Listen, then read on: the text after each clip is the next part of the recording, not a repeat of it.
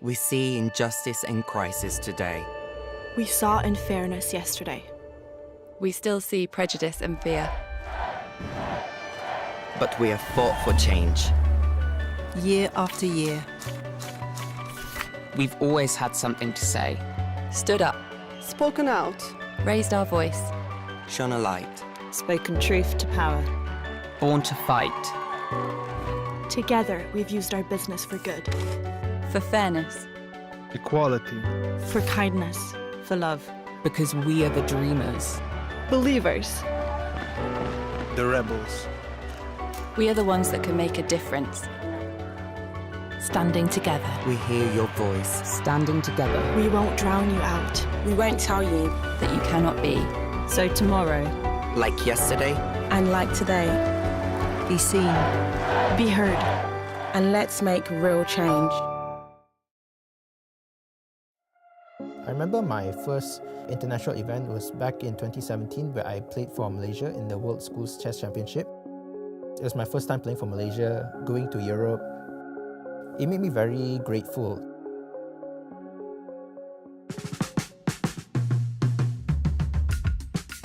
I would say my chess playing experience started off when I was about 5 years old. My dad had taught me, and gradually I did participate in many different national, junior, and even some international events.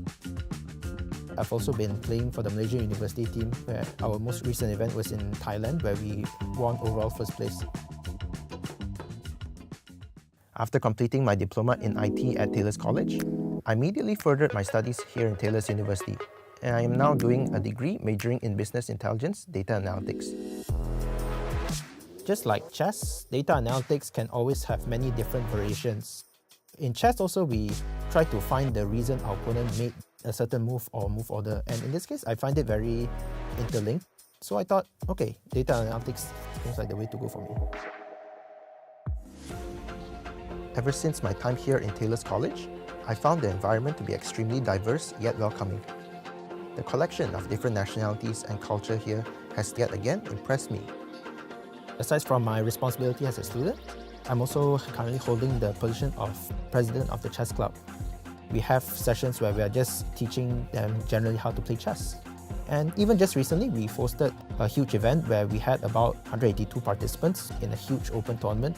It was organized by my club and as well as the committee and I.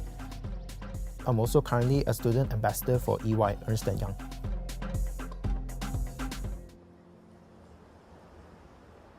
The support system I've had here in Taylor's College, from the lecturers up until the curriculum structure, I find it to be extremely refined, as well as the fact that the lecturers here are extremely experienced and understanding. There's so many flexibility and different possibilities here in Taylor's College. I find it to be a quintessential part of the Taylor Sphere ecosystem, and for that, I am always grateful.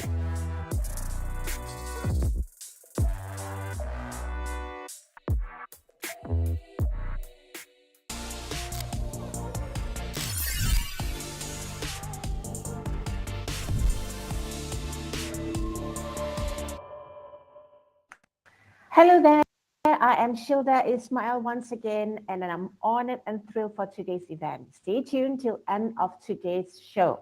We once again have another installation of Youth Parliamentary Debating organized by Malaysia Kini and Kini Events.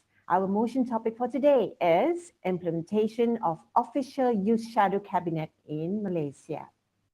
With the great support from our partners, which are our change maker partner, the Body Shop Malaysia, Youth Empowerment Partner, Taylor's College. This event is also supported by Parliament of Malaysia and Ministry of Youth and Sports. Soft Skills Training Partner, Malaysian Institute of Debate and Public Speaking, MIDP. Metaverse Partner, Experiential Design Team, EDT. We also have co-partners, Undi 18, Undi Sabah, The Risers, Institute for Research and Development of Policy, IRDP, MYADP, Malaysian Timber Certification Council, MTCC, Majlis Belia Malaysia, MBM, Persatuan Kebangsaan Pelajar Islam Malaysia, PKPIM, IIUM Student Union, Gabungan Pelajar Melayu Semenanjung, GPMS, Taylor's University Student Council, Angkatan Mahasiswa UM, Kesatuan Mahasiswa Universiti Malaya, Suara Siswa Universiti Malaya. Along with our media partners for this session, Kini TV, Chili Sauce Media, Astro Awani, and SACE. We would like to emphasize here that the discussion today is solely for knowledge purposes and to encourage the youth to voice out their respective opinions. Ladies and gentlemen, do take note that all the statements and suggestions from the debaters do not represent the stand of the organizers or any institution. For your information, today's debaters are a total of 10 people aged between 19 and 25 from all over Malaysia. Before we begin, I would like to make a few announcements. This event shall be conducted in English. Each debater will be given 3 minutes to present his or her problem statement and suggestion. A digital timer will be displayed on the screen during the presentation. The audience also can vote statements and popular debaters on the website mk.my/usul2. At the end of today's session, we also select and announce the best debater. And for that, I would also like to introduce the panel of judges who will be judging and selecting the debater today. They are Ina Huzayama, Head of Marketing, The Body Shop Malaysia. Professional Technologist Wong Chi Kong, the Head of School for School of Diploma Studies from Taylor's College.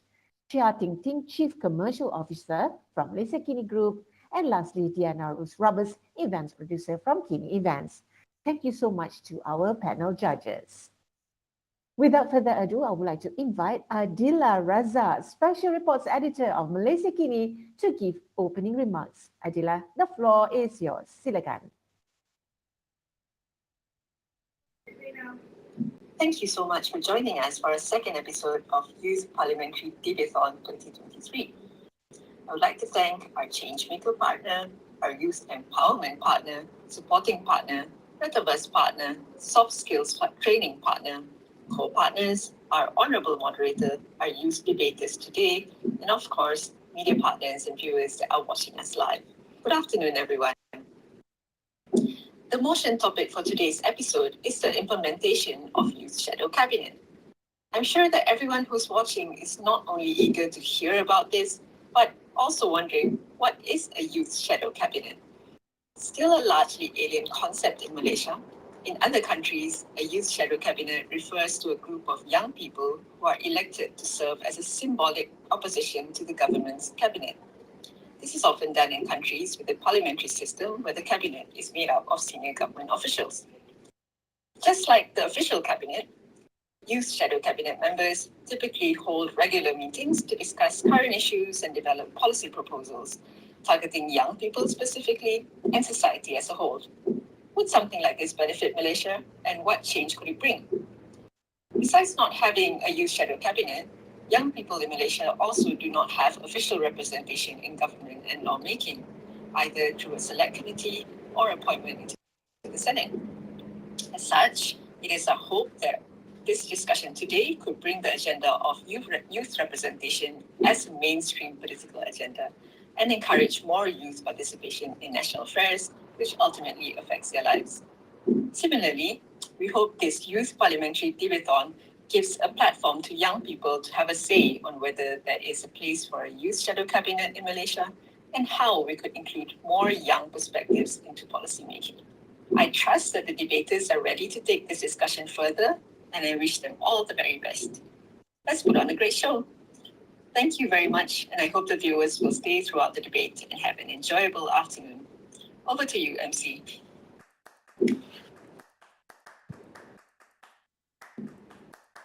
Thank you to Adila for the speech just now.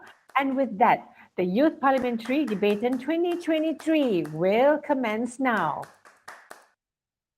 A total of 5 debaters will be presenting their statements. Representing the government, they are Adesi Senai Vasudavan from Suara Siswa Universiti Malaya, Nur Iwani binti Kamal Nur from UKS Negeri Pahang, Muhammad Kumaidi bin Abdullah from Persatuan Kebangsaan Pelajar Islam Malaysia PKPIM, Abkari bin Anwar from Suara Siswa Universiti Malaya. Muhammad Nur Aiman bin Hasanuddin from Universiti Utara, Malaysia.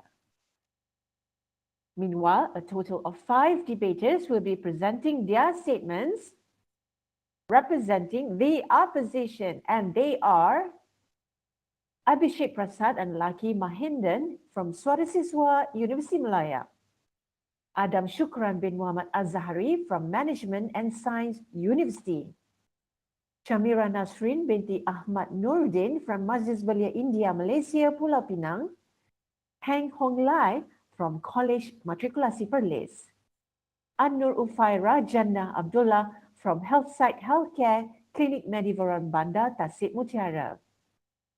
Ladies and gentlemen, not only them, we are also joined by our politicians of today to also share some of their views with regards to Youth Shadow Cabinet. They are Yang Muhammad Adam Adli, Deputy Minister of Youth and Sports, as well as Wan Agil Wan Hassan, UMNO Youth Permanent Chairperson. I would like to kindly remind the debaters, please follow the rules and etiquette during the parliamentary proceedings that have been presented and briefed during the previous session. Next, I invite Maina Patel, Assistant Vice President and Programs from Impact Malaysia, to moderate this debate session. Maina, the floor is yours. Thank you, Shilda. Hi, everyone. Good afternoon. My name is Meena Patel, and I will be the chair for today's debate, which will touch on the topic of implementation of Youth Shadow Cabinet in Malaysia. Before we start this debate, I would like to state the motion for today's topic and give a brief context for today's topic. This House supports the implementation of an official Youth Shadow Cabinet in Malaysia. A Youth Shadow Cabinet is a group of young people who are elected to serve as a symbolic opposition to the government's cabinet. This is often done in countries with a parliamentary system where the cabinet is made up mostly of senior government officials. Just like the official cabinet, youth cabinet members typically hold regular meetings to discuss current issues and develop policy proposals targeting the youth specifically and society as a whole. As such, it is our hope that our discussion today could bring the agenda of youth representation as a mainstream political agenda and encourage more youth participation in national affairs, which ultimately affects everyone. Therefore, the debate today is to discuss whether there should be an implementation of an official Youth Shadow Cabinet in Malaysia, whether it is implementable in Malaysia, and what is the feasibility in terms of implementation. So, with the debaters ready, I would first like to invite the first debater from the government team, Adi Resan Nair, to present your statements for 3 minutes. Please welcome. Thank you, Honorable Speaker, and good greetings to member. Salam Sejahtera, Wanakam, and Dajahau. Today, I stand before you to address a pressing concern: the government's lack of responsiveness to the needs of young people. As we all know, the youth are the future of our nation. Their voices must be heard and heeded. However, the current status quo reflects a system that falls short in providing adequate mechanism for the youth to voice their concerns, resulting in less representation and a perceived indifference towards their aspiration. By creating a dedicated Youth Shadow Cabinet, we offer a formal platform for the youth to voice their opinions, ideas, and concerns. This inclusive space will foster open dialogue, ensuring that young people's perspectives are integrated into the decision-making process. This brings 2 benefits. First, representation in Parliament. Second, the inclusivity of the youth in politics. The Youth Shadow Cabinet will help bridge the representational gap by appointing capable and passionate young individuals to assume the roles of ministers. Having young representatives involved in the policy-making process will ensure that legislation is not only fair, but also aligns with the aspiration and the needs of the youth. The truth lies in the fact that young people have a right to be involved in shaping their own future. A Youth Shadow Cabinet would provide them the opportunity to participate in the democratic process actively. The existence of a youth shadow cabinet will not undermine the current government's authority. Rather, it will complement it by acting as a constructive check and balance mechanism. It will foster greater transparency, accountability, and inclusivity in the policy making, ensuring that decisions are made in the best interest of all Malaysians, regardless of age or background. To implement the youth shadow cabinet, we, the government, propose a fair and transparent selection process. Regional youth councils, universities and youth organizations, and civil society groups could nominate potential candidates based on their merit, leadership and abilities and commitment to the betterment of the youth. We propose the appointment of 26 positions reflecting the 26 cabinet position in our government. The youth are not just the future, they are the present. Their experience, ideas and concerns matter now. Ignoring their voices and needs today would be detrimental to the long-term prosperity of our nation. Establishing a youth shadow cabinet is crucial because it empowers young people, allows them to be a catalyst for positive change, and strengthen our democracy by encouraging active citizen participation. By giving our youth a platform to actively review policies and advocate for necessary changes, we foster a sense of ownership and pride in their nation. A youth shadow cabinet instills hope and trust in the democratic process, ensuring that the government remains accountable to its citizens at all times. In conclusion, the establishment of a youth shadow cabinet is not a challenge to the government's authority, but a testament to our commitment to a truly representative democracy. It is our opportunity to bridge the gap between the government and the youth, fostering a culture of cooperation, understanding, and mutual respect. Thank you. Okay. Thank you, Adirisan. Now I open the floor to the opposition. If there's anyone who would like to rebut this proposal, you may wave and I'll call out your name. And you have 1 minute for rebuttal. So I saw Adam Shukran, who has gotten up. I invite you for your rebuttal. You only have 1 minute. All right, thank you very much, Ms. Speaker. One thing I would like to point out that the Honourable First Speaker of the Government team had mentioned is that they proposed an implementation of the Youth Shadow Cabinet by having 26 positions that mirror the current ministries in Malaysia or in the cabinet itself. How sure are you that these 26 people are able to correctly and with enough wisdom be able to, provide their viewpoints on how certain legislation can be changed for the better? Is 26 positions really going to make a substantial enough change that is going to be worth the hassle of conducting all these elections, all these nominations, all of these bureaucratic steps to achieve basically something that has very, very little weight to it? Because 26 youth is barely able to understand the nuance of every single ministry that is present in Malaysia. And I would love to hear from the side of government team on how they can clarify on this issue. Thank you very much. Thank you. Yes, thank you, Adam. Now, if Adirisan or anyone else from the government batch would like to reply that, another 1 minute.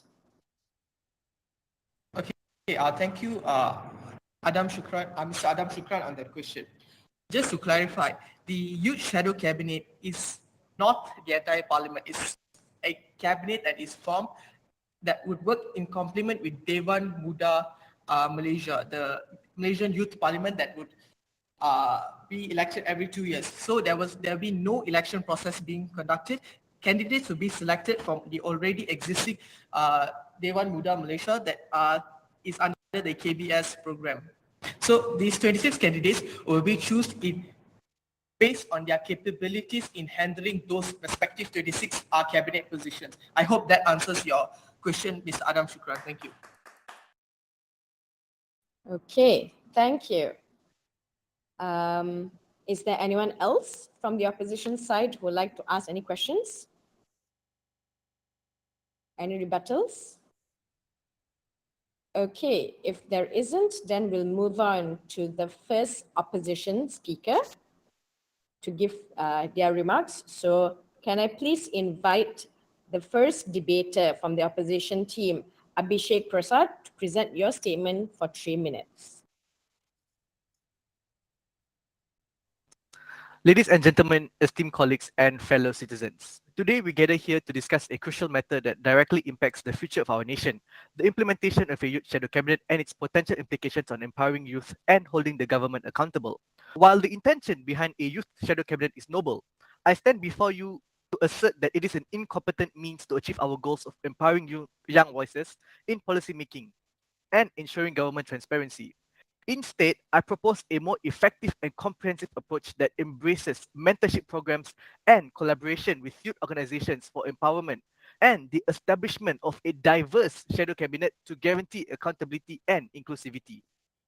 Ladies and gentlemen, empowerment is the key to nurturing the potential of our youth, and to achieve this, mentorship programs play a vital role. Instead of merely creating a symbolic shadow cabinet, the government should actively engage with young minds, offering guidance, knowledge, and support.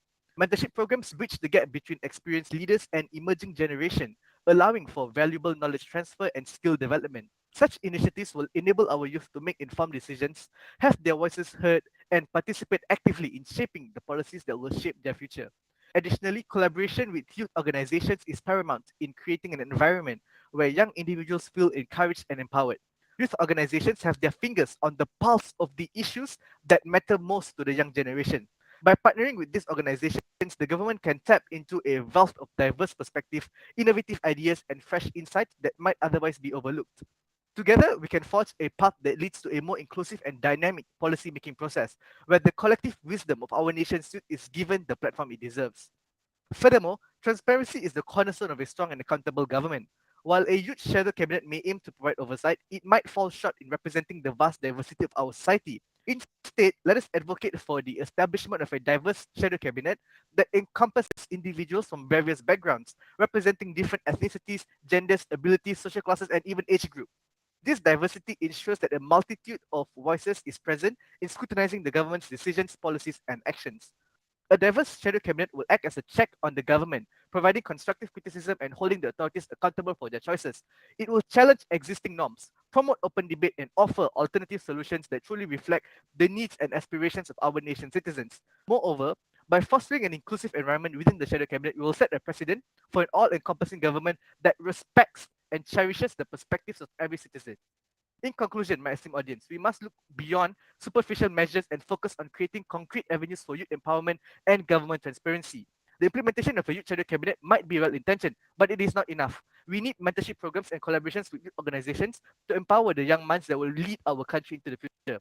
Simultaneously, let us advocate for a diverse shadow cabinet that ensures accountability and inclusivity, valuing the multitude of voices that enrich our society. Together, by embracing these approaches, we can build a stronger, more united nation. A nation where youth are empowered, voices are heard, and government is accountable to all its citizens. Thank you. Okay, thank you, Abhishek.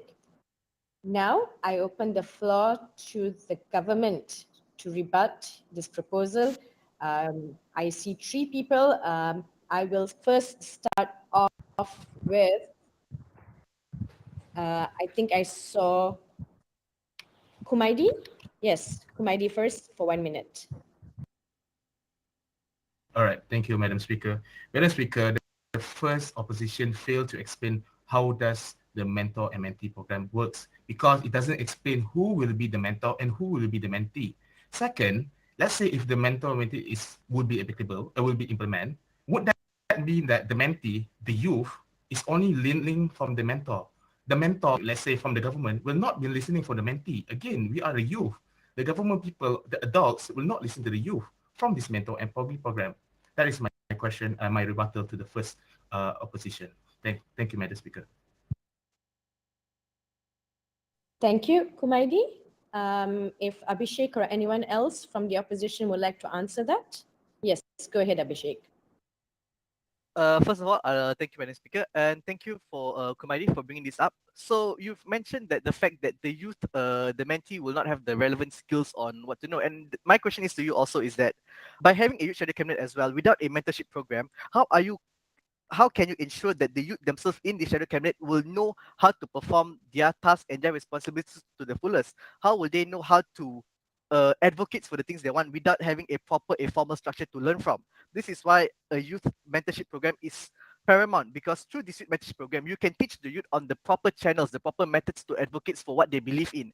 And this will then create a strong foundation that the youths can then use to rise upon and voice out their opinions on the policy makings through various platforms. Now, I also, yes, you are right. I have failed to mention that how was these youth mentorship programs are going to work. So actually in Malaysia, we have multiple NGOs that actually advocate for this thing. For example, we have Malaysia Public Policy Competition, which is an annual event organized by Asia School of Business in collaboration with various partners. It is not strictly a mentorship program, but it provides a platform for Malaysia university students to develop policy proposals and present them to a panel of expert judges. Similarly, there's also United Nations Development Program, Malaysia Youth Program. The UNDP in Malaysia works on various initiatives to engage youth in development activities and promote youth participation in decision-making processes. So these are the kinds of collaborations with youth organizations that I mentioned that the government should instead work on, instead of just establishing a symbolic youth shadow cabinet that will not complete anything at the end of the day, as their voices will not even be heeded by the ministers. Thank you.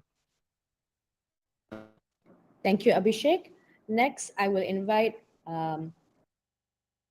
I think Akiri raised his hand earlier. All right. Thank you, Madam Speaker. So my rebuttal towards the first opposition speaker is that mentorship programs are not a common occurrence in Malaysia. For example, the Malaysian Future Leaders School was a previous government initiative. However, once the cohort finished their session, there was no follow-up for them. And when we have a youth shadow cabinet, it can ensure the voices of the youth are heard better and their opinions are listened to as a stakeholder of this country. Now, moving on to the second point raised regarding the diverse shadow cabinet, a diverse shadow cabinet will often employ the old guard of the country. This is unfortunately due to the low youth empowerment in Malaysia compared to other countries. And rarely will the diverse youth cabinet have many youth in them. And unfortunately, as a result, the youth will have little to no voice in policy making. That is my rebuttal towards the first opposition speaker. Thank you. Thank you. Now from the opposition, if there's anyone who would like to answer that. Yes, Abhishek. Thank you, Madam Speaker, and thank you, Abkari, for raising that question. First of all, I would like to mention that we understand that the youth is an underrepresented community right now in the parliament. Okay, but you can also need to acknowledge that even women are an underrepresented community in the parliament. You can also argue that even senior citizens are a underrepresented community. So if your solution for this underrepresentation is to just have a single youth shadow cabinet to solve the issues of the youth, are you also advocating that we should have an independent let's say women shadow cabinet to advocate for women issues, or let's say a senior citizens shadow cabinet to advocate for citizen issues? Because these are all demographics of people who are underrepresented. So instead of having individual solutions, what we propose is a diverse shadow cabinet where you take all of these underrepresented, underprivileged groups into one whole shadow cabinet that can then advocate for multiple issues at the same time. This not only saves your costs, cut down on your election processes, but it's also a more effective method on addressing the various views of the entire representation of our country. Yeah, that's my answer to Abkari. Yes, thank you. Thank you, Abhishek. Now we will move on to the second speaker from the government side. I would like to invite Noor Iwani to give her statement in 3 minutes. All right. Firstly, thank you to Ms. Speaker. Greetings to all, respected Deputy Minister, Youth and Sports, judges, audience, and debaters. I am Iwani Kamal, representing my statements regarding the motions of Youth Shadow Cabinet is compulsory for the relevancy of the youth generations.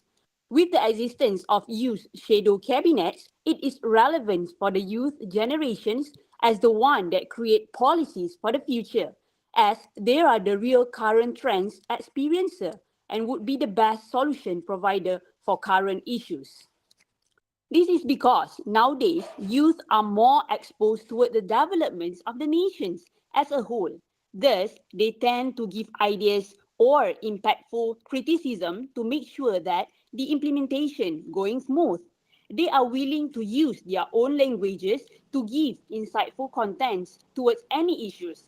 For example, youth are more stern and bold in shaping the nation. Thus, Malaysia need more youth that have a good confidence levels in giving speech or debating ideas. Remember, a good nation created by a good youth. For example, the idea of Undi 18s and welfare for gig sectors are bringing up by the youth themselves. Thus, the need to have this cabinet is important to collect more voices from youth systematically. To give you all the context, Undi 18, in which man minimum voting age was lowered from 21 to 18, seen as a platform for youngsters to prove that they are capable of offering a new and a fresh take on politics, according to Finance Minister Tengku Datuk Seri Muhammad Zafrul Tengku Abdul Aziz in 2022. In 2019, Undi 18 was passed with the efforts of the youth movement, according to the Persatuan Pengundi Muda. So, ladies and gentlemen, I believe that the fact youth are capable of creating an impact as big as amending the law, this clearly shows why the Youth Shadow Cabinet will surely support and give opportunities to youngsters involved in decision making. Thus, it will produce future leaders that are much more fully fledged. Moreover, we can see for gig sectors, it urged the government to take some actions toward welfare of this focus group since it is essential nowadays. Therefore, most of the gig workers, for example, are coming from youngsters. Statistics stated that 97.71% are youth coming from 15 to 30 years old. And in terms of insurance policy, about 54.93% do not have any. Moreover, about 63.39% do not have any saving, according to Statistics Department 2023. So, it is clear that the voices of the youngsters from any sectors need to be heard. This is the main reason why Youth Shadow Cabinet needs to be implemented. So, I would like to add on my suggestion towards my statement. By having this one aspiration team, surely the voices from the grassroots among youth can be channeled effectively. For example, this is the team that will be the backbone to create any strategies toward the nation buildings. Technicalities such as selecting one or two youth with a strong backgrounds of a certain issues or industries to be placed in every ministry in participating in the discussions and also decision making towards national affairs. So, other than that, universities, okay. Sorry, Iwani, your time is up. Can you please wrap Okay, up? thank you. Okay, so in a nutshell, I would like to suggest that the Youth Shadow Cabinet, with the combination of good policy by participating the youth, it will create a greater movement of government. Thank you. Thank you, Iwani. Now I open the floor to the opposition to rebut her points. As mentioned above, previously, you can just raise your hand. Yes, Adam first. All right, thank you very much, Ms. Speaker. One thing that I would like to look get clarification on from the side of the government speaker is that you mentioned that the youth, due to Undi 18, they were the one that made changes to the country. The youth, they are able to provide better ideas. The youth are able to do all of these things. So then what's the issue right now? How will having a youth shadow cabinet make this even better? Because right now, whenever you want to make any meaningful change within a country, it's not the voice of 1, 2, 3, 4, 5 people in the cabinet. It is the voice of the people, because when the people are united on an idea, when the people are united on a cause, then only meaningful change can happen. If you're trying to say that, oh, we have these 26 elected youth inside the cabinet, change is going to happen. How sure are you that that's going to happen? Because right now, what Malaysia needs right now is better political literacy, is better understanding from the side of youth on how the politics work. We don't need a shadow cabinet. We need better education on how politics and how youth can be a part of it, not just have a symbolic shadow cabinet. I would love to have your thoughts on that issue. Thank you very much. Thank you, Adam. Anyone who had to answer? I think I saw Kumaidi first. So Kumaidi. All right, thank you, Madam Speaker. Just to rebut the opposition just now, that we need to have more democracy literacy among our youth. Ladies and gentlemen, by having a youth shadow cabinet is one of the ways that we can implement and teach our youth on how our democracy works. It is one of the steps to bring our youth, the voices of the youth to the country so that positive changes can be implemented here in Malaysia. Thank you, Madam Speaker. Thank you, Kumardi. Is there any other rebuttals from the opposition? Okay, Adam has another one. Anyone else other than Adam? Okay, go ahead, Adam. Thank you, Ms. Speaker. You mentioned that youth shadow cabinet is one of the ways to increase political literacy in the youth.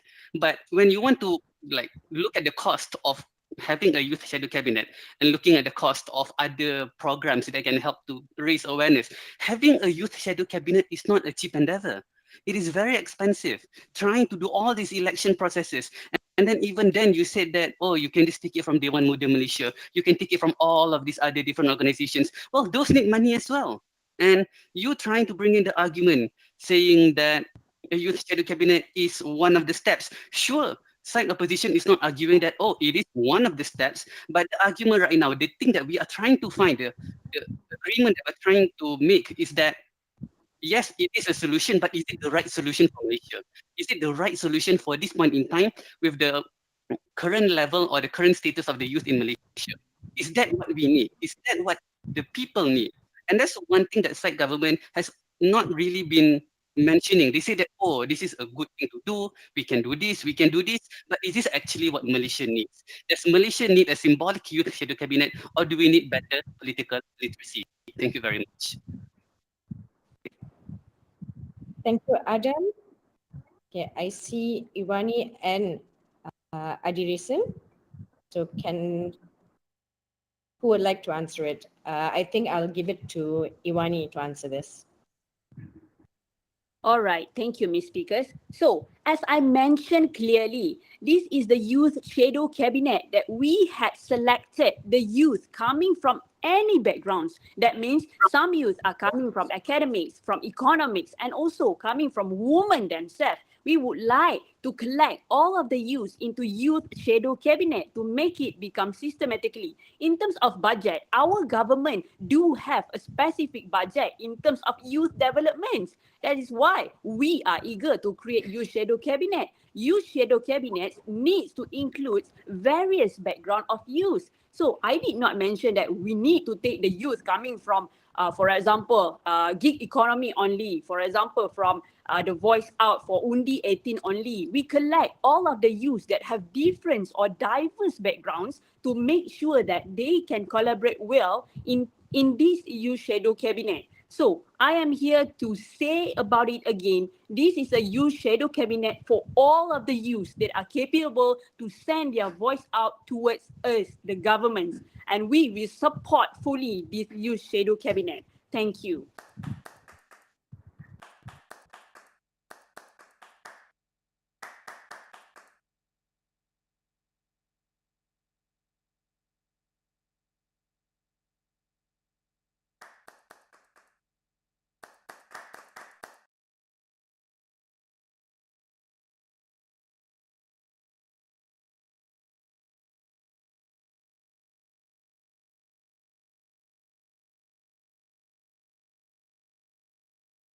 Sorry. Moving forward, I would like to invite the second debater from the opposition team, Adam Shukran, to present your statement in 3 minutes. Over to you, Adam.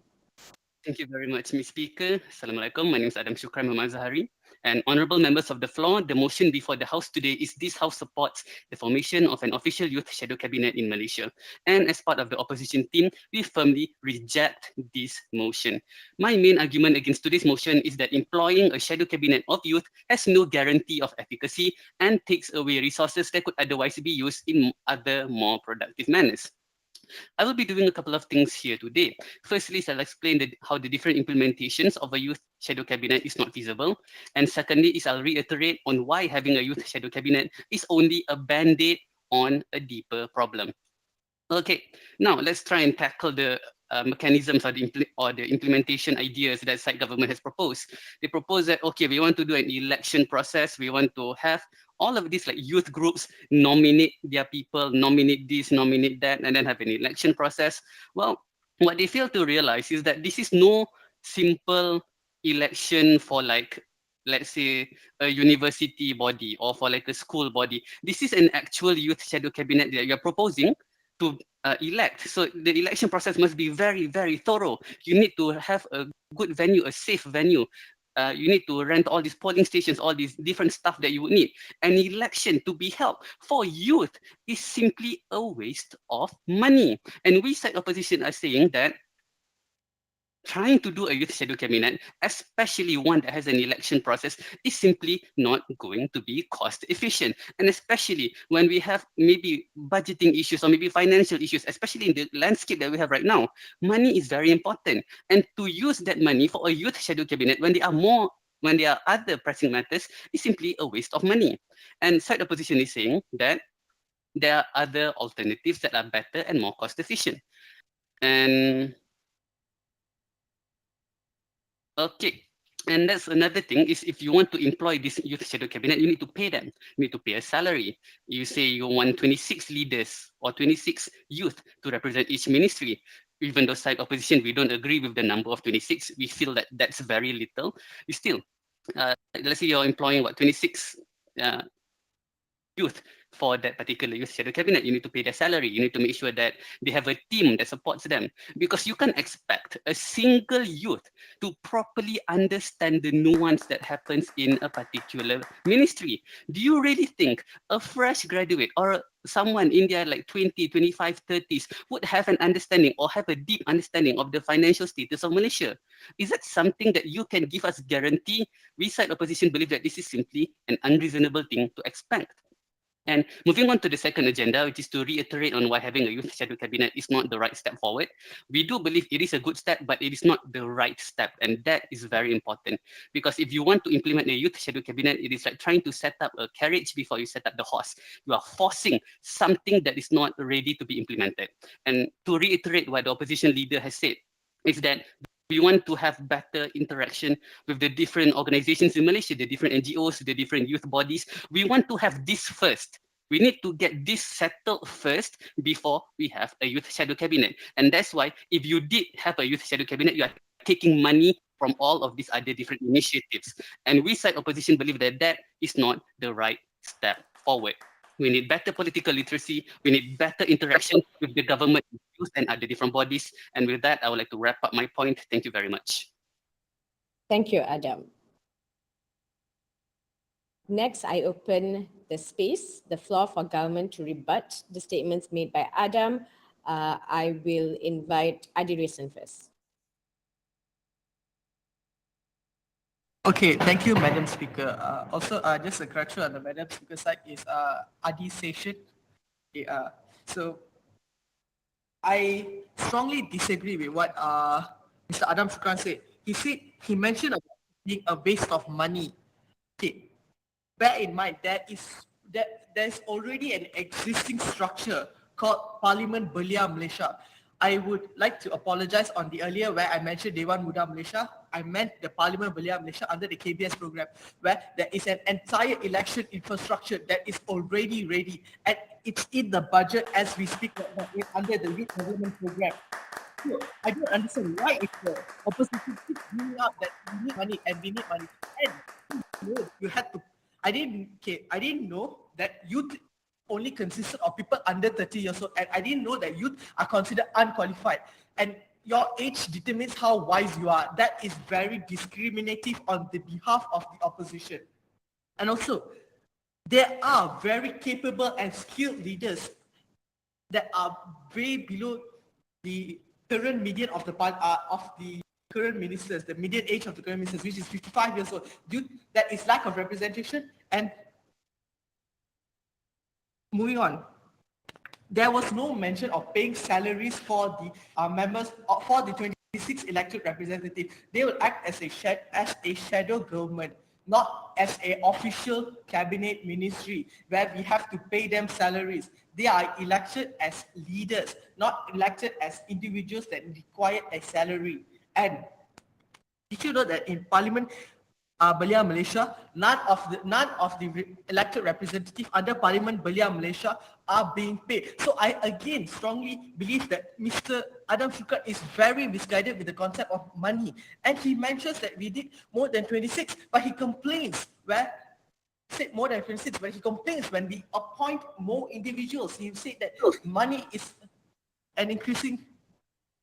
He says that money is a matter, but he wants more people. So I don't know what the paradox is. What is the paradox he is talking about right now? Your time is up. Okay, thank you.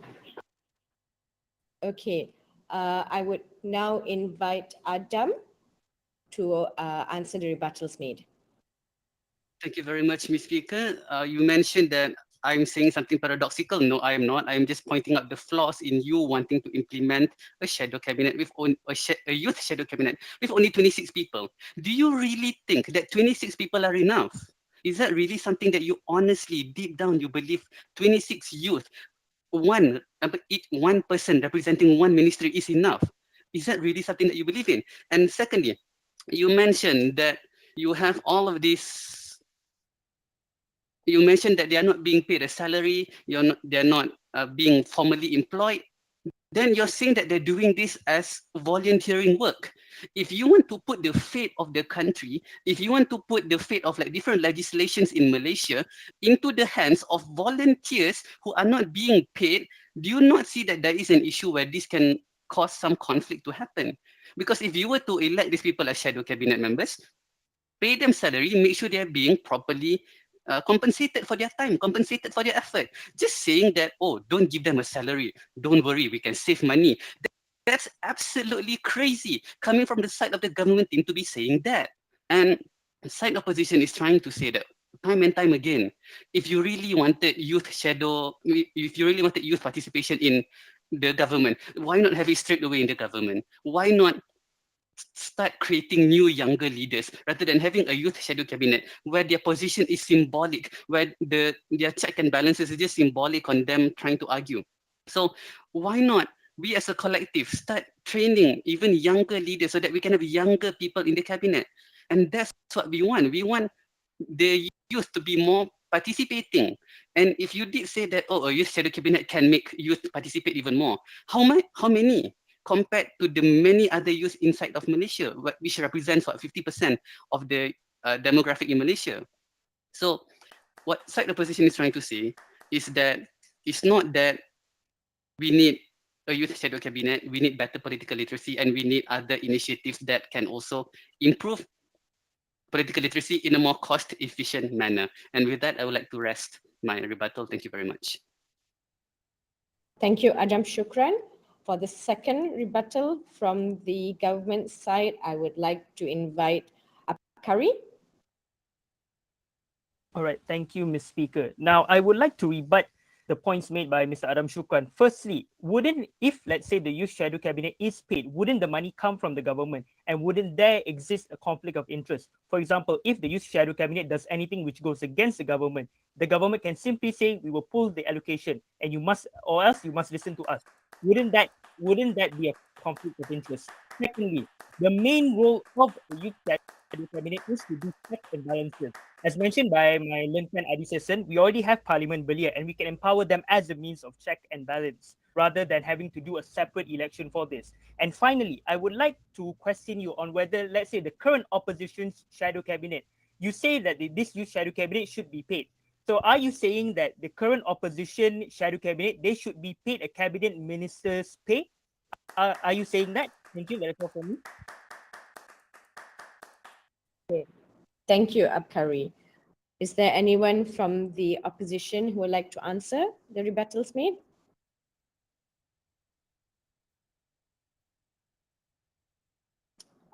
Yes, Adam Shukran. One interesting point sorry, thank you, Ms. Speaker. One interesting point that you mentioned is that by being paid by the government, then there'll be a conflict of interest. Then your side mentioned Parliament Belia Malaysia is already being funded by the government team. I mean, it's already being funded by the Malaysian government. And wouldn't you see that that also can be a conflict of interest? So you saying that we are being paradoxical when we are simply stating our stance and trying to clarify. You yourself are giving paradoxical statements as well, saying that, oh, if they get paid by the government and then suddenly their funding will be cut and then they can be threatened. Well, then that's not really an issue of the Youth Shadow Cabinet. It's more of an issue of people in power misusing their power. But that's not the point of today's debate. The point of today's debate is to discuss whether a Youth Shadow Cabinet is the right step forward. And side opposition is saying it's not. You trying to come in here saying that, oh, no need to pay them, it's okay, or not, little conflict of interest. That's just simply misguided. And side opposition firmly reject to this motion. Thank you very much. Thank you. Thank you, Adam Shukran. Next, I would like to invite the third debater from the government team, Muhammad Kumaidi, to present your statement for 3 minutes. All right, thank you, Madam. Speaker. Assalamualaikum warahmatullahi wabarakatuh. Salam Malaysia Mani dan salam hidup biar berjasa. Madam Speaker, before I start my submission, allow me to give rebuttals to the opposition. So the first opposition stated that we need to implement mentorship program rather than the Youth Shadow Cabinet. I've already explained that mentorship program will not be sufficient because the youth will only be the mentee to the mentor. They will only learning. They will not be a good platform for the youth to give their suggestion, their view, their struggles to the mentor or to the government. Second, they fail to understand that once we do have a Youth Shadow Cabinet, the parliament will give a briefing or a short courses to give them understanding to the youth on how does our parliament works and how does to redo research on something, how to give a suggestion, how to give a motion to the parliament. So the opposition failed to understand this. Second, the second opposition is more focusing on the money, that the money is an issue here. Ladies and gentlemen, Madam Speaker, money should not be a problem because the best investment that can a government do is to invest to the youth, because the youth will be the next future leader and will not be a problem for a government to implement this problem. Now I'll move on to my submission. The youth are not proportionally represented. Therefore, establishing a youth shadow cabinet is needed to fulfill the youth needs. The suggestion of the government is that it can give the public, especially the youth, a proper alternative and showcase how youth would chart the nation's future and resolve problems plaguing the country. It can be also hold the government to account by asking them the question and criticizing every government policy that the government are presented to the parliament. With that, the government submit that the Shadow Youth Cabinet should and must be implemented in Malaysia to ensure that the voices of the youth are heard and to give a proper positive changes to our beloved country. That will be all, Madam Speaker. Thank you, Kumaidi. Now I'll open the space for rebuttals. But before that, a kind reminder to all debaters, rebuttal is for 1 minute only. I see Abhishek has raised his hand. Go ahead, Abhishek, your rebuttals for 1 minute. Okay, thank you, Madam Speaker. First of all, I'd like to mention that the idea that money is not important is a very dangerous precedent to be held in opinion by the government, because as you know, all of this is using taxpayers' money and everything should go through proper due process. And the reason of concern here is because the mechanism set forth by the government is to have only 26 youth shadowing 26 ministers in the cabinet. Now, let me ask you, is a single person, a single youth enough to understand the policies and the intricacies of an entire ministry on their own? That is the issue at hand right here today. And because of that, it is impossible for you to have one person per ministry. That is why you will need more, a team of 5 per ministry as well. Now, that is where you will have the cost of adding up. And the thing is that because the government itself is waiting for paid internship, right? So how can you say we do not pay them in the first place? Because we are employing them under the government capacity in the parliament to voice out for use. And this is why we believe that Investing in youth is true, you are right, but do not do it through a symbolic thing such as a youth shadow cabinet, but use it in tried and tested method, such as collaborating with youth organizations as well as youth mentorship programs. Thank you, Madam Speaker.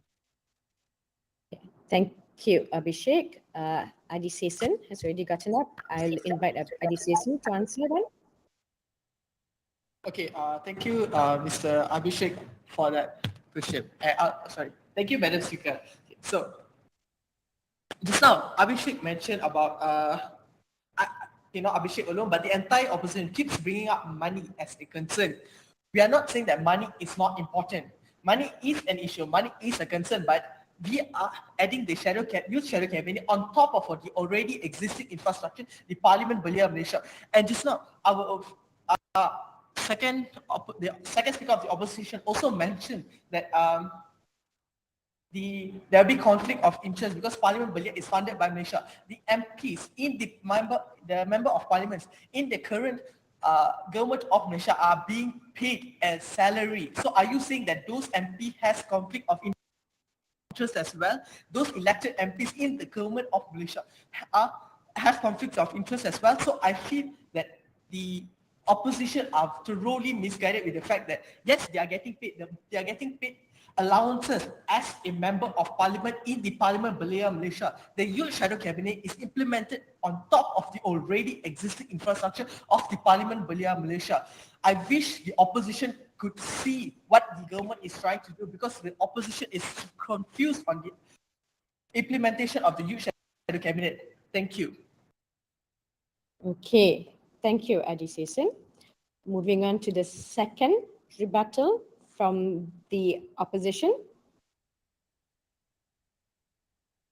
Shamira. Over to you, Shamira. Yes. Thank you very much for the opportunity given. Well, if from the team of opposition, not only the financial status that we are actually looking for, but there are so many other factors. Okay, one of it that I would like to really emphasize is that talking about Parliament Belia itself, the system of Parliament Belia itself, yes, the candidates are being voted out and it works that way, but there is something called with the permission Lantikan Menteri, and this is where I think political manipulation comes in place. The creation of a youth cabinet should and also could lead to its exploitation for political gains with politicians using young representatives as tokens without truly addressing their concerns and also needs. So I don't think financial status is the only problem here, but there is so many different types of biasness and also problems that can arise from the whole process of Parliament Belia itself. Because I do think that the government keep mentioning about Parliament Belia and also not refining the whole system of Parliament Belia itself. Thank you. Thank you, Shamira. I will invite Kumaidi to answer the questions given. All right, thank you, Madam Speaker. I would like to rebut two things. First, that the previous opposition failed to understand that even the current minister right now, they have their own internship, which is they don't be paid by the government, which is fellow Perdana. So each minister will have their own team to give a research. Similar things will be done in Youth Shadow Cabinet. Now moving on to the second rebuttal is that the only appointment. Madam Speaker, I think the opposition were not focusing the focus during our debate because as the first government side already mentioned that it will be elected from the Parliament Belia, where it will be appointed among the youth parliament itself. Therefore, the chances of like any wrongly appointed or the government be appointed will be decreased as it will be taken or the job will be done by the youth parliament itself. Thank you very much, Madam Speaker. Okay, thank you, Kumaidi.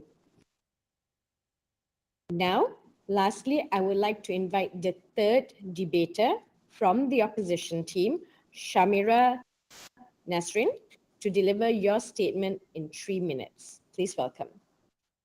Ladies and gentlemen, honorable members of this esteemed gathering and also my fellow citizens, today I'm here before you with a pronounced sense of responsibility and also a shared commitment to the betterment of our society. The proposition before us is one of the great importance, the formation of an official youth shadow cabinet to address the critical issue of inadequate youth representation. While the proponents have put forth compelling suggestions to engage to the youth through dialogue, surveys, and also advisory council. I, as a voice of opposition, urge you carefully consider these implications and also potential pitfalls of this approach.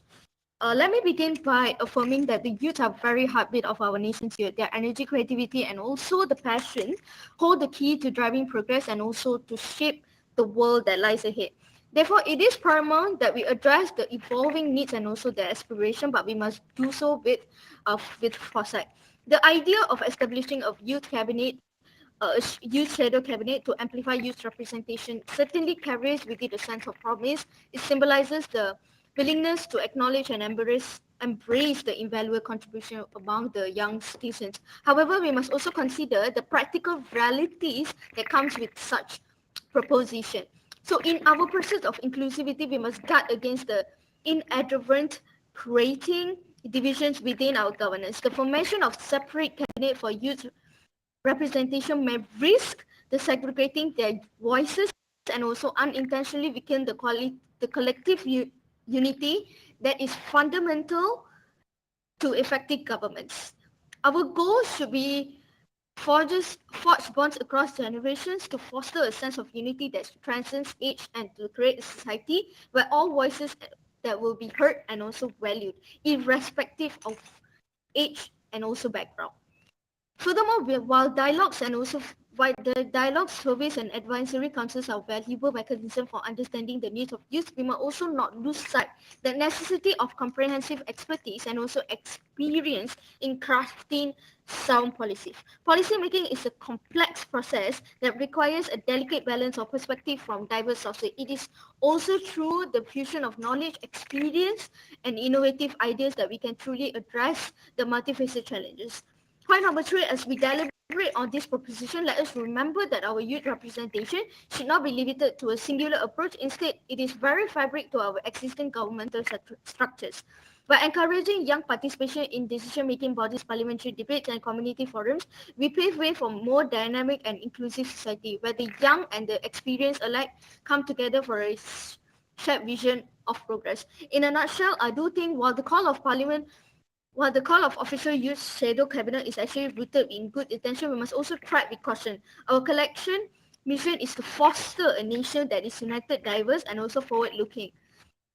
As an approach that integrates youth voices in our existing government structure, ensuring that the power of their ideas mingles harmoniously with the wisdom experience. Together, let us build a society that contributes meaningfully to the tapestry of our nation's future. Thank you. Okay. Thank you, Shamira.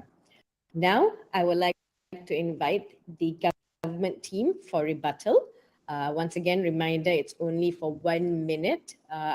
I saw Ayman Hassan has raised his hand, so I invite Ayman for the first rebuttal.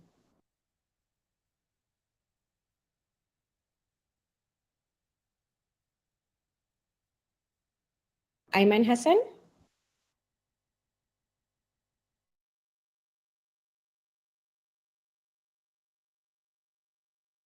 Okay, since we can't get Ayman, can I get Abkiri first? All right. Thank you, Ms. Speaker. Now, I have a question actually to the third opposition speaker. Now, you say that dialogue, surveys, and meetings are a much better approach. However, my question is, they aren't actually quite binding towards the government. It is still up to the minister whether he or she wants to listen to the outcomes of those. Wouldn't it be better if we have an official youth shadow cabinet, which is a stakeholder and which the minister is responsible towards to give their opinions? Whenever making a policy, the minister must rely on the check and balances which is made by the official youth shadow cabinet. Wouldn't that be better, as the voice of the people, of the youth, won't go to waste, as opposed to having meetings, dialogues, surveys which the minister can just push away if he or she wishes not to listen to? That is my question. Thank you. Thank you. Would Shamira like to answer that?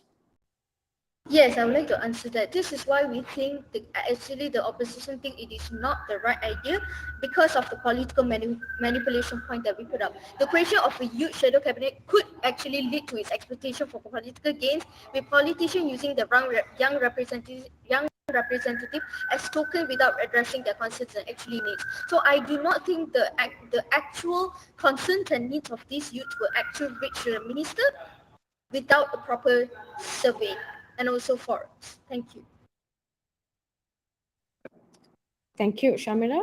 I see Kumaida has gotten up, so I invite Kumaida as the second rep from the government. All right, thank you, Madam Speaker. It's actually Kumaidi. Right. Now, just a simple shifting the burden of proof to the opposition. Okay, let's say that the youth shadow cabinet will be wrongly used by the government, by the politician. Okay, fine, but we already explained before this that it will not happen. My question is to the opposition: what about your mentor program? Would that be more like the politicians choose their own youth parties to be elected? No. That's all, Madam Speaker.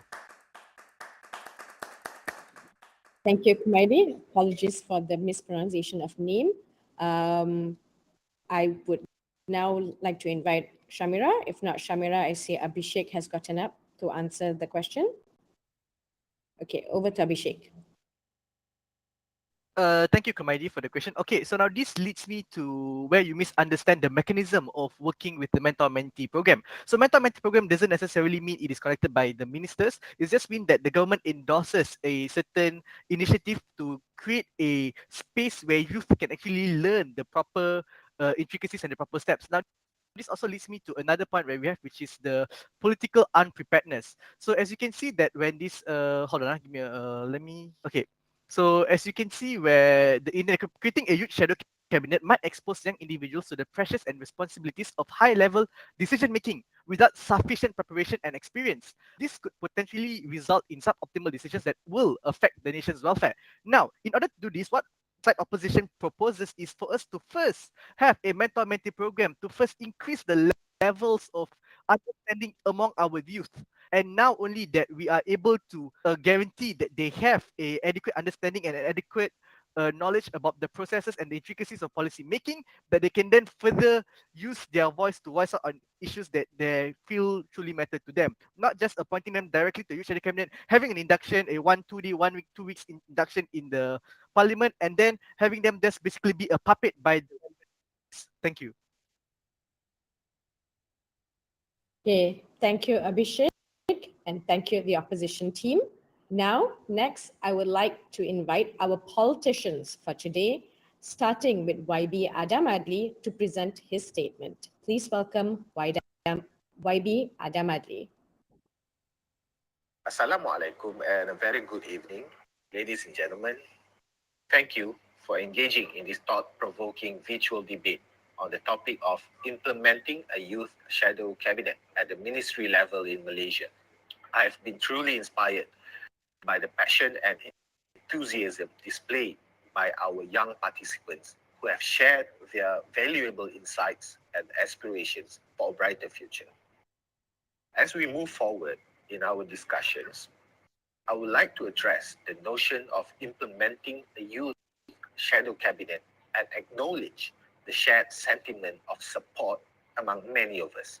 Indeed, the idea of empowering our youth and providing them with a platform to actively participate in the decision-making process is a noble one.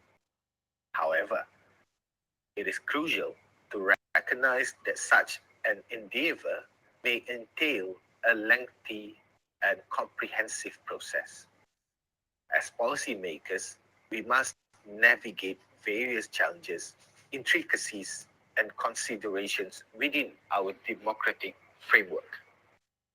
While the path to formalize a youth shadow cabinet may be complex, I want to assure you that your voices have been heard and your opinions hold significant weight in shaping the future of our nation. I would like to take this opportunity to shed light on the efforts that the Ministry of Youth and Sports, KBS, has already undertaken in nurturing an environment of youth participation. Our programs, such as Parlimen Belia and Majlis Perundingan Belia Negara under Jabatan Belia Sukan Negara, serve a similar function to that of a youth shadow cabinet. I would also like to highlight the importance of the Sekolah Rukun Negara, a national program that addresses the issue of political literacy among the youth. This program goes beyond just providing lectures. Instead, it encourages participants to use it as a space for expression and dialogue. Through these initiatives, we provide a healthy and inclusive platform for our youth to voice their views on government policies and programs. The importance of young voices in influencing decisions that affect their lives cannot be understated. Parlimen Belia and Majlis Perundingan Belia Negara act as robust channels for youth representation, offering valuable input and acting as a check and balance to the government. Moreover, these programs foster a culture of constructive engagement and dialogue between policymakers and the younger generation. It is within this dialogue that we find the seeds of innovation, creativity, and a vision for a progressive Malaysia. Our youth bring fresh perspectives, challenge conventional norms, and offer innovative solutions to long-standing issues. As we continue our journey, it is vital for us as policymakers to remain receptive to the needs and aspirations of our young population. Let us all collectively work towards refining and strengthening existing programs while exploring additional opportunities to amplify youth voices. In conclusion, while the formal implementation of a youth shadow cabinet may require time and careful consideration, it is essential that we appreciate the ongoing efforts put forth by KBS in providing avenues for youth participation. Together, let us continue to build a Malaysia that embraces the power of intergenerational collaboration, where the ideas and dreams of our youth shape the fabric of our nation's progress. I would like to extend my gratitude to all participants for their dedication to this cause. Let us work hand in hand, policymakers and young leaders alike, to build a future where the dreams of our youth find a tangible reality within the tapestry of our nation's success. Thank you.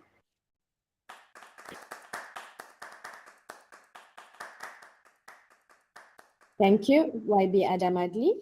Next, I would like to invite our next politician, Wan Agil Wan Hassan, to present your statements. Please welcome Wan Agil. Thank you, Madam Speaker. Bismillahirrahmanirrahim.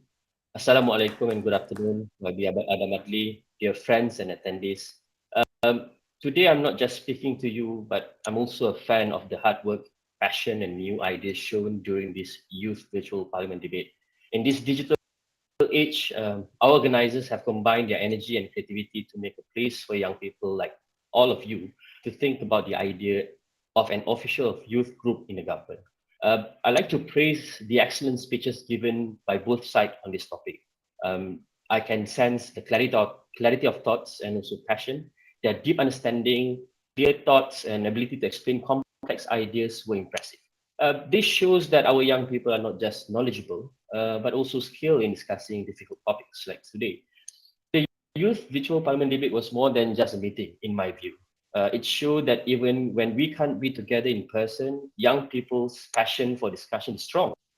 The topic, having an official youth group in a government like youth cabinet, shadow youth cabinet, is not just about today's world, but it's also a call for the future.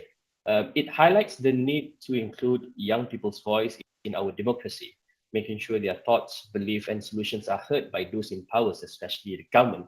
The discussion also showed that young people play an important role in making decisions. As they become more involved in politics and policy, we need to give them the tool to work together, solve problems, and build partnerships.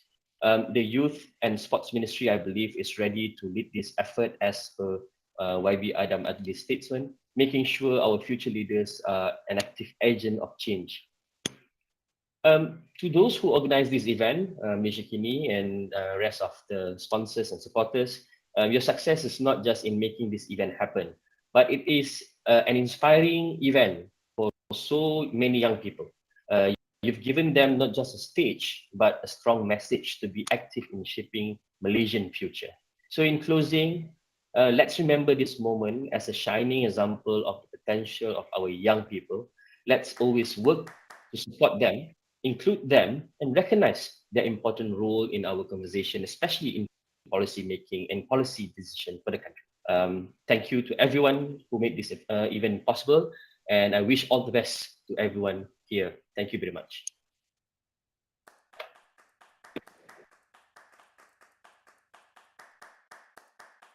Thank you very much, Puan Agil, and thank you, YB Adam Adli.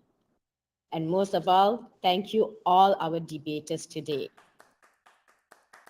So I believe, based on all the points that were made today, it is clear that both sides, government and opposition, sees the importance of having youth representation in policy making and in the government. Of course, implementing a youth shadow cabinet has a lot more to be discussed in terms of implementation and also on its functions. So thank you again to all our debaters. There is no right and wrong here. All the points are relevant and important.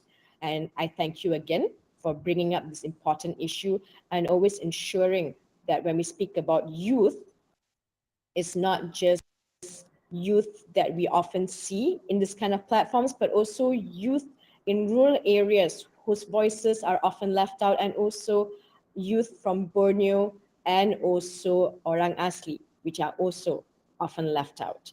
So let us remind ourselves to always keep these points in our mind when we come up with such topics and points. So thank you again, everyone. Our debate for today has ended, and I'll be passing the floor back to the MC. Thank you. Thank you so much to our amazing debaters, both side government and opposition, showcasing their thought-provoking debate, displaying eloquence, knowledge, and of course, passion. And of course, thank you to Mina, a job incredibly well done. Terima kasih juga kepada our Yang Berhormat Adam Adli, Deputy Minister of Youth and Sports, and also Wan Agil Wan Hassan, UMNO Youth Permanent Chairperson. Let's give a round of applause. Press C, everyone.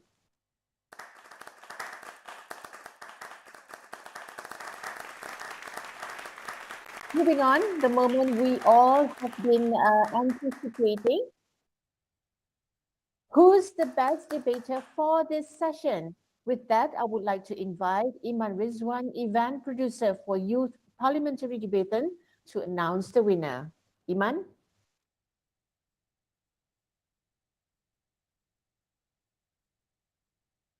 I guess the stage is mine now.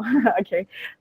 Great job, everyone. I know the topic today is something that is a bit hard to oppose, because even this whole program is all about empowering youth, and we want youth to be the future leaders. So I think the opposition still did a very, very great job trying to find a point to oppose, but in a way not opposing, find a better suggestion. You guys did a great job. So for that, please give yourself another round of applause. Now is the moment that we all are waiting for. The best debater for this question. The winner will go home with 1,000 ringgit cash and also a lifetime subscription for Malaysia Kini. So you can read Malaysia Kini news till the day you die. Although that sounds a little bit dark, but it's okay. Yes, and the moment we all have been waiting for, it's no surprise. It's Adidesan Nair Vasudevan from Team Government. Give her a round of applause. Congratulations.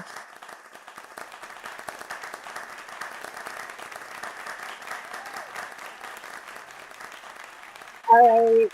With that, I am passing the floor back. Yes, please take the dance, victory dance right there. And I'm passing back the floor to Shilda. Thank you.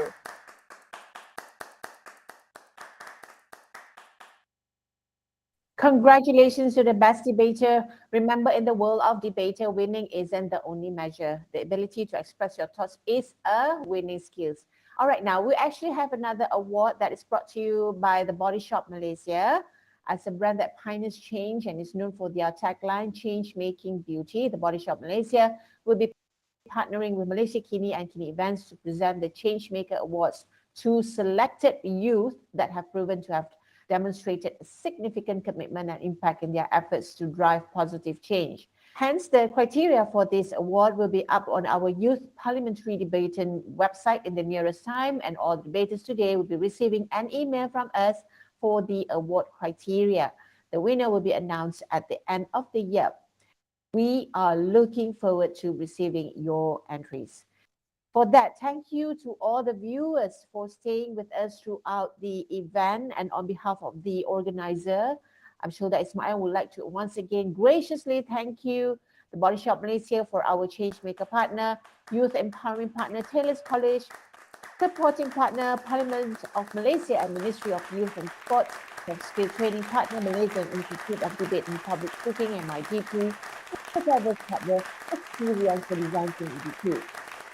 As well as two partners, Undi 18, Undi Sabah, The Risers, Institute for Research and Development of Policy, RRDP, MYEDP, Malaysian Timber Certification Council, MTCC, Majlis Belia Malaysia, MBM, Persatuan Kebangsaan Pelajar Islam Malaysia, PKPIM, IIUM Student Union, Gabungan Pelajar Melayu Semenanjung GPMS, Taylor's University Student Council, Angkatan Mahasiswa UM, Kesatuan Mahasiswa Universiti Malaya, dan Suara Siswa Universiti Malaya. Okay, along with our the usuals, the media partners for this session, Kini TV, Chili Sauce Media, Asra Awani, and SAYS. Once again, well done, debaters. We are confident that your talents will shine through and captivate us, leaving a lasting impression. For your information, before you go, all the debaters here will receive a free Malaysia Kini subscription for 1 year. For viewers out there, stay on. You are still able to vote for your favorite statements by the debaters at mk.my/undi debat for a month until 29th August 2023. And a chance to win 20 ringgit Grab vouchers if you click the link to vote for all the statements and the best debater on the voting platform. Once again, we would like to apologize should there be any technical shortcomings may have occurred that may have affected your viewing or listening experience. Thank you for staying till the end of the show. With this, the end of our second episode of the Youth Parliamentary Debate in 2023. That's all from me, Shilda. And good evening and see you again in August. Bye-bye. Thank you.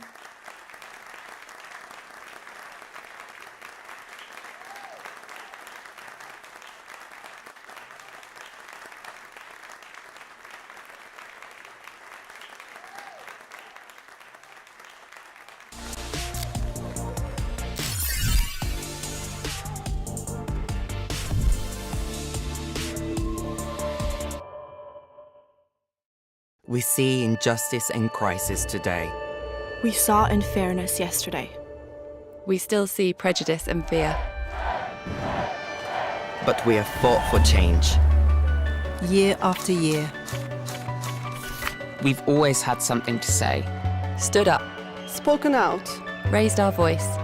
Shone a light. Spoken truth to power. Born to fight. Together, we've used our business for good. For fairness. Equality. For kindness. For love. Because we are the dreamers. Believers. The rebels. We are the ones that can make a difference. Standing together. We hear your voice. Standing together. We won't drown you out. We won't tell you that you cannot be. So tomorrow. Like yesterday. And like today. Be seen. Be heard. And let's make real change. I remember my first international event was back in 2017 where I played for Malaysia in the World Schools Chess Championship. It was my first time playing for Malaysia, going to Europe. It made me very grateful.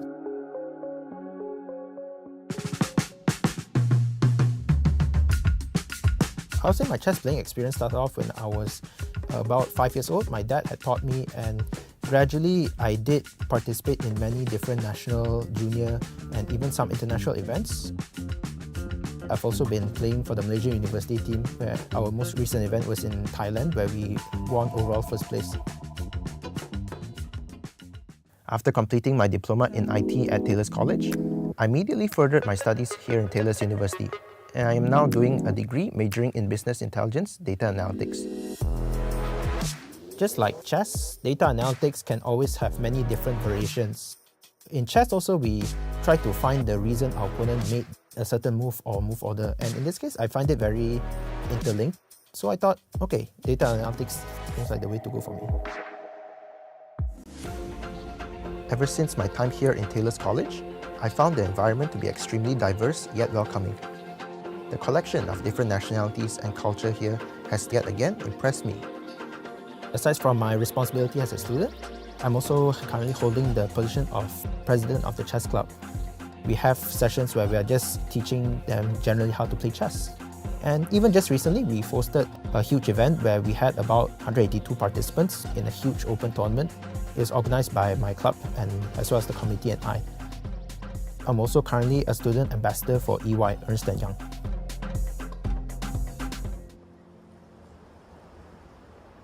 The support system I've had here in Taylor's College, from the lecturers up until the curriculum structure, I find it to be extremely refined, as well as the fact that the lecturers here are extremely experienced and understanding. There's so many flexibility and different possibilities here in Taylor's College. I find it to be a quintessential part of the Taylor Sphere ecosystem, and for that, I am always grateful.